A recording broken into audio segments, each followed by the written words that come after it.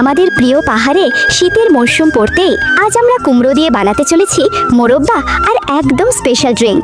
চলো ধীরে ধীরে দেখে নেওয়া যাক পুরো প্রক্রিয়াটা। প্রথমে আমি মাঠ থেকে বড় টাটকা কুমড়ো তুলে নিয়ে আসি বাড়িতে। তারপর কুমড়োর উপরে থাকা সবুজ খোসাটা ছাড়িয়ে নিই, কারণ এই সবুজ স্তরটা রেখে দিলে মোরব্বার মধ্যে হালকা তেতো স্বাদ পড়ে। এরপর কুমড়োর একটুখানি অংশ খোসা সহ আলাদা করে রাখি, কারণ ঠিক এই টুকরোটাই দিয়ে পরে বানাবো সেই স্পেশাল ড্রিঙ্ক। এখন ভেতরে সব বীজ বের করে কুমড়োটাকে সরু সরু ফালি করে কেটে নিই। তারপর বড় পাত্রে রেখে চুন মেশানো জল ঢেলে দিই এবং সারা রাত ভিজিয়ে রাখি, যাতে টুকরোগুলো ভালোভাবে ফুলে ওঠে। পরের দিন সকালে এই চুনের জল ছেঁকে ফেলে দিই আর পরিষ্কার জল দিয়ে বারবার ধুই, যাতে অতিরিক্ত চুন পুরোপুরি বের হয়ে যায়।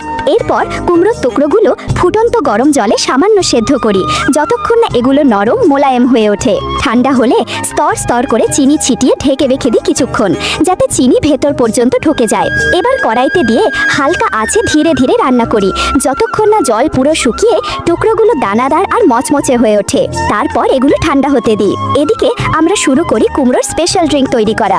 আগে আলাদা করে রাখা খোসা সহ কুমড়োর টুকরোগুলো নিয়ে তার মধ্যে দেশি গুড় আর সামান্য লবণ দিয়ে হালকা আঁচে 5 মিনিট রান্না করি।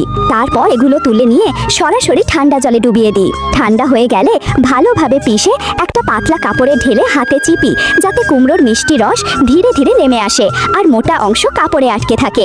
এই পুরো কাজটাতে সত্যি অনেক পরিশ্রম লাগে, তাই আপনাদের কাছে ছোট্ট অনুরোধ, ভিডিওটা অবশ্যই লাইক করে চ্যানেলটা সাবস্ক্রাইব করবেন আর একটা সুন্দর কমেন্ট করে দেবেন। এই নিন আমাদের পাহাড়ের শীতের বিশেষ কুমড়োর মোরব্বা আর সুস্বাদু ড্রিঙ্ক একেবারে প্রস্তুত।